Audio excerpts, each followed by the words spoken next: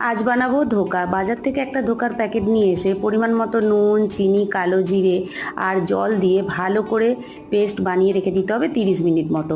তারপর আমি কড়াতে তেল গরম করে আমি ওই মিশ্রণটা দিয়ে আমি ভালো করে নেড়ে নেব। যখন মিশ্রণটা শুকনো হয়ে আসবে তখন আমি একটা থালার মধ্যে একটু তেল মিশিয়ে নিয়ে তারপর ওই মিশ্রণটা ঢেলে দিয়ে নিজের পছন্দ মতো করে আমি শেপ করে নিয়েছি। এখানে আমি চৌকো শেপ করেছি, তোমরা তোমাদের পছন্দ মতো শেপ করে নিতে পারো।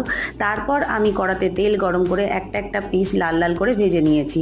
তারপর আমি এখানে দিয়েছি গোটা জিরে, গোটা গরম মশলা, শুকনো লঙ্কা, তেজপাতা আর হিং ফোড়ন দিয়ে ফোড়নটা যখন হয়ে যাবে তখন এখানে টক দই, আদা, টমেটো, কাজু আর নারকেল বাটা দিয়ে ভালো করে কষিয়ে নিয়ে সমস্ত রকম গুঁড়ো মশলা দিয়ে আবারও ভালো করে কষিয়ে নিয়ে একটু জল দিয়ে দিতে হবে। তরকারিটা যখন ফুটে উঠবে তখন ধোকাগুলো দিয়ে দিতে হবে আর একটু ঘি, গরম মশলা, ধনেপাতা দিলেই তৈরি।